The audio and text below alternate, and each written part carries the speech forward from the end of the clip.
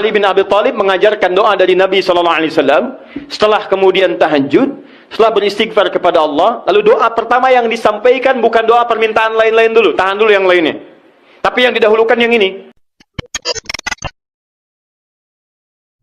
Awas hati-hati ya. Materi ini bukan hanya penting untuk sesuai amalan Nabi, tapi nanti ada beberapa keistimewaan ketika Anda bisa amalkan itu. Yuk kita mulai bahasan pertama. Istighfar. Memperbanyak istighfar. Kedua doa. Dan ketiga rehat sejenak. Jadi ada ahli surga yang punya kebiasaan di bumi. Ada ahli surga yang punya kebiasaan di bumi. Kalau Anda ingin lihat ahli surga spesial sedang ada di muka bumi, lihat orang yang rajin tahajud, yang pasca tahajud, salah satunya dia perbanyak istighfar kepada Allah Subhanahu wa taala. Ini poin.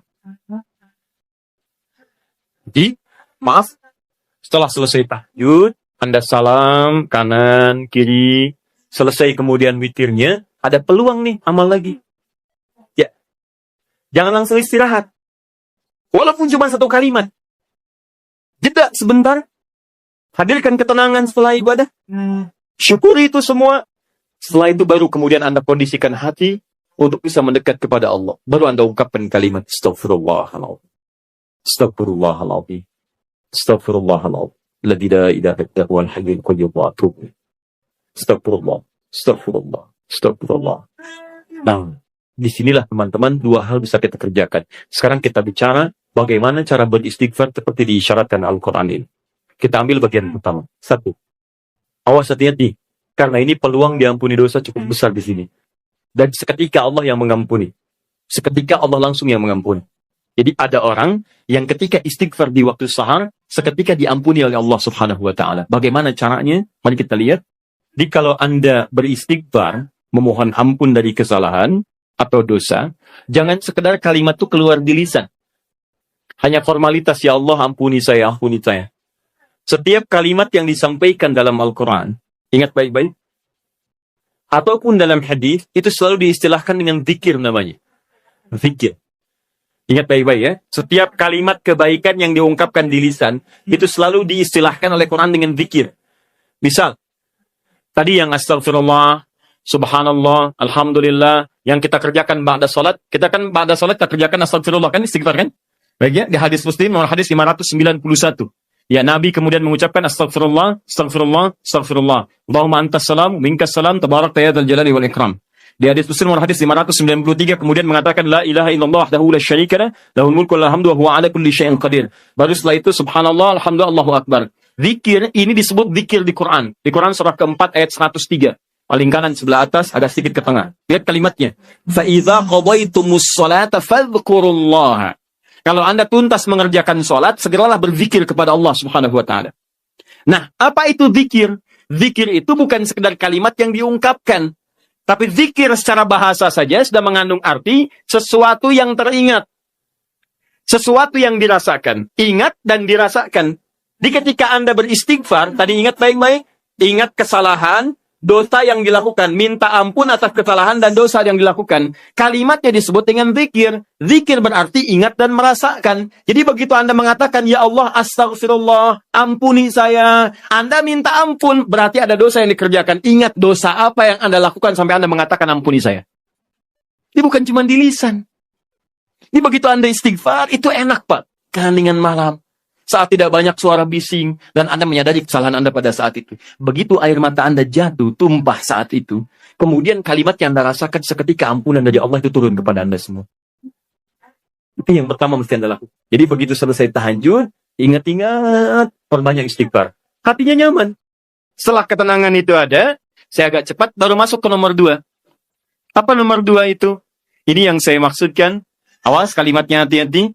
Memperbanyak doa kepada Allah Subhanahu wa taala, dan inilah doa yang paling cepat diijabah di antaranya oleh Allah Subhanahu wa taala. Doa yang dipanjatkan di keheningan akhir sepertiga malam menjelang fajar dalam keadaan pasca istighfar, bahkan langsung dikatakan di hadis qudsi, jika Anda meminta maka tidak akan pernah ditolak.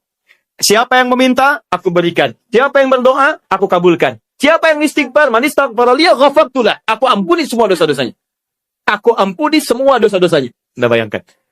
Setelah itu, dosa diampuni, tenang ada, tinggal Anda memohon kepada Allah. Siapa yang meminta, aku berikan. Siapa yang berdoa, aku kabulkan. Itu janji Allah di hadis qudsi. Dan hadis qudsi ini diriwayatkan langsung oleh 30 orang sahabat senior di tabaqah pertama, tingkat pertamanya. Dia yang menerima dari Nabi itu hampir semua sahabat yang senior, 30 orang. Anda minta tuh, di kesempatan. Mungkin inilah waktu yang doa-doa Anda yang dulu itu mungkin belum terkabul. Anda diminta berada di waktu itu. Kalau sudah diberikan waktunya, Anda tidak minta. Anda butuh waktu apa lagi? Ayo, yang katanya mohon kepada Allah minta keturunan terbaik, rizki terbaik, pasangan terbaik, ya perilaku yang baik, waktu ini. Nah, apa doa di antara yang dimohonkan? Ini saya tunjukkan ada di Abu Daud, nomor hadis 1427. Kemudian di At-Tirmidzi, nomor hadis 3566. 3566. Imam At-Tirmidzi di antara yang mendawamkan malamnya tahajud. Bahkan berdoa. Terus istighfar. Sampai buta matanya. Ya, orang bertanya, Syekh lima hakadha, kenapa Anda mesti seperti ini? Dia imam besar, ahli tahajud, ahli Quran, menulis juga Al-Jami' As-Sahih. Dia dikenal dengan Sunan At-Tirmidzi, ahli hadis juga. Tapi di akhir hidupnya banyak menangis sampai buta matanya. Ditanya kenapa sampai begini? Kata beliau, saya khawatir dan takut ketika diwafatkan dan menghadap kepada Allah, belum cukup bekal saya dipandang oleh Allah Subhanahu wa ta'ala. Ada seorang imam sampai menangis mata buta. Ditanya kenapa? Takut saat pulang bekalnya belum cukup. Ya, coba lihat kita. Imam bukan, makmum kadang-kadang.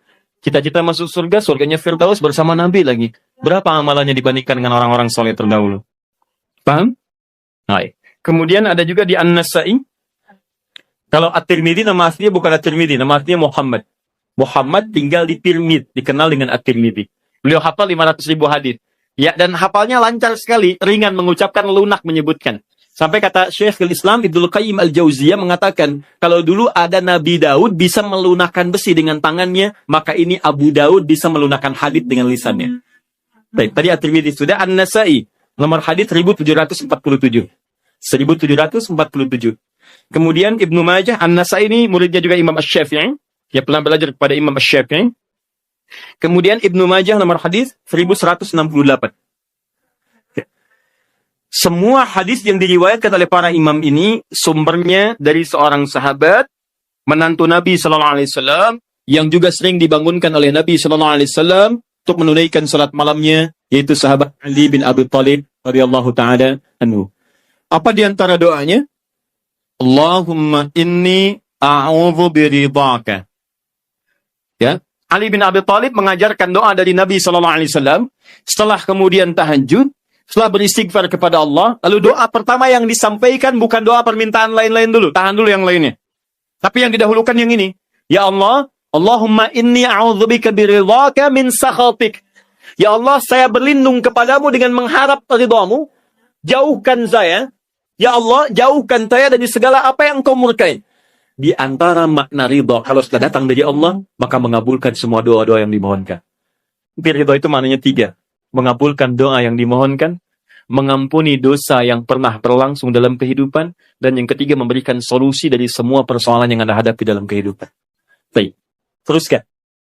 Wa bimu'atsatika min 'uqubatik. Wa bimu'atsatika, dan hamba berlindung kepadamu ya Rabb dengan segala penjagaan dan pemaafanmu. Mu'afah itu adalah sifat penjagaan dan pemberian maaf. Anda dijaga oleh security, terjaga, nyaman Anda. Anak dijaga orang tua, nikmat, nyaman. Tapi apakah selamanya bersama security? Tidak. Selamanya bersama orang tua, mungkin terpisah. Kalau Anda titipkan diri Anda kepada Allah, maka siapa yang bisa mengganggu Anda dalam kehidupan? Maka Anda bermohon kepada Allah, ya Allah, tolong jaga hamba ya Allah. Dan kalau salah, tolong maafkan hamba. Dan yang lebih hamba mohonkan, tolong jaga hamba dari uqubatik, dari hukuman-hukuman. Nah, hukuman dunia dan siksa akhirat itu disebut dengan uqubah. Maka Anda bermohon kepada Allah, ya Allah, kalau ada perilaku saya yang tidak baik, yang bisa menghadirkan percepatan hukuman di dunia, mohon lindungi saya. Lindungi saya. Karena Anda tidak tahu sedang mengerjakan apa yang mungkin Allah murka dengan Anda. Dan kalau ada jalan kembali saya, yang berpotensi menghadirkan hukuman abadi di akhirat, mohon lindungi saya, jaga saya dan maafkan kesalahan saya. Karena kalau cuma dijaga nggak ada pemaafan, masuk juga ke situ. Tapi ketika Anda dimaafkan dari kesalahan-kesalahan Anda, dijaga oleh Allah ketika saat itu, maka nikmat yang Anda peroleh pada saat itu. Paham ya? Nah, maka ini kalimat setelah itu Anda puji Allah. La uhsi sana'an 'alaik. Ya Allah, saya tak mampu menghitung kebaikan, kemuliaan, dan pujian darimu. Sana itu pujian yang disampaikan karena kebaikan berlimpah yang tak terukur, yang tidak terukur. Seakan-akan Anda katakan, ya Allah, Engkau sudah banyak berbuat baik kepada saya, ya Allah. Saya nggak bisa ngitung, ya Allah. Saya nggak bisa ngitung. Anta kama asnaita ala nafsik. Hitungannya sesuai dengan apa yang kau hitung saja. Saya tak mampu menghitung. Tapi mohon ya Allah, di balik segala kebaikan yang tak terhitung itu, saya minta kepadamu ya Allah. Tolong jaga saya ya Allah dari segala hukumanmu. Dan tolong ridhoi saya dan jaga saya ya Allah dari segala hal-hal yang mengundang murka-Mu. Itu yang paling indah. Maka sejak saat itu, insya Allah Anda akan dijaga dalam kehidupan harian Anda. Setelah itu silahkan bebas mau minta apa. Masalah dunia, ya Allah besok saya mau ujian ya Allah. Mohon mudahkan ya Rabb. Yang ketiga, ingat setelah tadi istighfar, kemudian berdoa. Setelah itu rehat sejenak untuk persiapan subuh. Jadi begitu sudah istirahat sejenak, nanti begitu subuh segar kembali kita. Segar, enak, nyaman. Begitu Allahu Akbar, subuh sudah siap. Kalau wudu batal, perbaiki wudu. Kalau tidak, kita sudah dalam keadaan tenang. Boleh. Sandaran. Nah, itu sunnah. Ketika Anda melakukan itu karena petunjuk hadits, maka Anda dapat pahala. Paling enak. Tidur dapat pahala. Bayangkan. Sandaran dapat pahala. Itu paling indah. Nah, saya pernah lakukan ini, teman-teman sekalian. Itu waktu di pesantren tuh. Ya, malam ke masjid. Kalau ujian orang ke kelas, kadang-kadang dia ke kelas sampai larut malam, saya ke masjid. Bawa buku juga kita. Ya. Kemudian malamnya sholat. Ya, kemudian setelah itu kita istighfar, berdoa, minta. Ketiduran tuh sebentar. Ya, kalau ke masjid tuh kenapa ketiduran di masjid paling enak? Karena menjelang subuh pasti orang ke masjid semua kan? Pasti bangun tuh. Baik. Hampir setiap saya tertidur itu selalu bermimpi ngerjain soal. Bangun lagi, alhamdulillah. Sholat. Begitu masuk ruangan ujian, soalnya persis seperti yang dilihat tadi malam. Kemudian hampir selesai. Setelah 1 kali dibagikan, itu dibagikan kayak semalam nih. Saya isiin aja tuh. Begitu selesai bagikan, saya selesai mengerjakannya. Saya bilang, saya selesai, Pak. Selesai katanya. Kan baru saya bagi, tapi saya selesai. Diambil oleh beliau, dilihat. Nah, sementara ke depan dulu, nak ya. Kamu duduk di depan di sini. Tolong lihat teman-teman yang sedang mengerjakan ujian. Bapak beresin administrasi dulu. Selesai. Tapi itu nyaman. Enak gitu ya. Saya anjurkan teman-teman, adik-adik terutama yang masih kuliah, masih apa, dekati Allah. Karena Allah yang punya pengetahuan. Dekati yang punya, maka Anda akan diberikan hal yang terbaik. Itu ada rumusnya di Quran surah kedua Al-Baqarah di ujung ayat 282. Paling kiri sebelah bawah, paling ujung. Wattaqullah wa yu'allimukumullah. Tingkatkan takwamu kepada Allah, maka Allah akan mengajarkan pengetahuan kepadamu. Apa di antara mana takwa itu? Tambah ibadahnya. Di antaranya tahajud. Makanya orang tahajud dibuka dengan kalimat takwa. Tadi Quran surah 51 ayat 15. Innal muttaqina fi jannatin wa uyun. Sebagian orang takwa tinggal di taman surga. Apa amalannya? Innahum kanu qabla dzalika muhsinin. Kanu qalilan minal laili ma yahja'un. Sedikit tidurnya, bangun malam. Wabil ashari hum yastaghfirun. Istighfar. Nah, saya sarankan, walaupun Anda dalam beraktivitas keseharian, setelah itu istighfar, sebelum rehat, perbanyak doa. Doa, maaf ya maaf, sekali lagi. Kalau di pekerjaan ada kesulitan, minta saat itu. Di rumah tangga ada masalah, minta saat itu. Ya, dalam kehidupan ada persoalan, minta saat itu. Walaupun tidak ada apa-apa dalam kehidupan dunia, minta surga terbaik yang di akhirat. Maka ini di antara sunnah. Setelah Anda kerjakan itu, saya katakan pada Anda, insya Allah akan terjadi perubahan dalam hidup Anda minimal di hari itu. Gak percaya silahkan. Saya akan coba, demi Allah saya katakan. Silahkan coba, bedakan rasanya, rasakan bedanya, dan pasti akan terasa bedanya. Bangun malam ini, siapkan, kompak dengan keluarga, Anda kompak aja, mah kita bangun jam sekian ya, anak-anak kita bangunin deh, kita bangunin. Siapin misalnya bangun 2:30, bangun jam 3, kita sholat. Walaupun 2 rakaat dulu nggak apa-apa, witir 1 rakaat, tapi kita amalkan ini. Silahkan Anda cek ya, demi Allah saya katakan, maka di hari itu akan terjadi perubahan pada diri Anda ketika Anda mengerjakan seperti apa yang tadi disampaikan. Cek, di rumah akan tenang, diri Anda pun akan lebih nyaman, pekerjaan akan lebih tertib, dan keberkahan akan hadir dalam kehidupan Anda. Itu yang menyebabkan Utsman bin Affan, Abdurrahman bin Auf, Tamim Ad-Dari, dan sahabat yang lainnya tidak pernah meninggalkan sholat malam selama hidupnya. Bahkan tidak ada yang paling indah kecuali mereka berada di malam hari sampai menuntaskan tahajudnya dengan khatam Al-Quran. Dan puncaknya, Mu'afat juga berarti penjagaan dalam urusan dunia. Kalau Anda sedang rajin tahajud, maka Anda akan dijaga oleh Allah dari semua kemungkinan yang mengganggu Anda dalam kehidupan. Allah jadi pembela Anda. Mari kita doakan Ustadz Adi Hidayat di kolom komentar. Doa kita adalah bentuk rasa terima kasih atas ilmu yang telah beliau bagikan kepada kita. Semoga Allah senantiasa memberikan kesehatan, keberkahan, dan kekuatan kepada beliau, agar beliau terus dapat menyebarkan ilmu yang bermanfaat bagi umat ini. Jika video ini memberikan manfaat dan pencerahan untuk Anda, jangan lupa untuk like, share, dan subscribe agar lebih banyak orang yang bisa merasakan manfaat dari ceramah ini. Terima kasih telah menonton video ini sampai akhir.